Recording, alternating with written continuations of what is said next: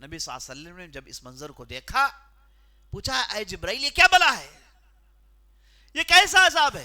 معراج میں آپ صلی اللہ علیہ وسلم نے جہنم کا سیر کیا، دکھایا گیا، جبرائیل ساتھ چلے اور جہنم کا مشاہدہ ہوا کہ جہنم میں کیسے کیسے عذاب ہوتے ہیں.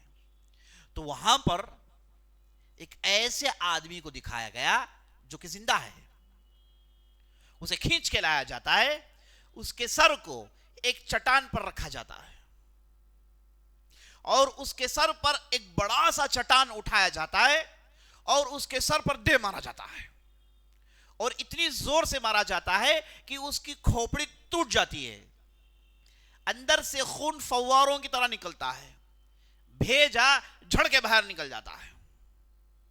وہ آدمی چیختا ہے، بل بلاتا ہے اور اس کے بعد اس کا سر پھر جمع ہو جاتا ہے،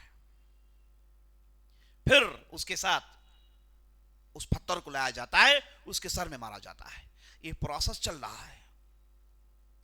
نبی صلی اللہ علیہ وسلم نے جب اس منظر کو دیکھا پوچھا اے جبرائیل یہ کیا بلا ہے، یہ کیسا عذاب ہے؟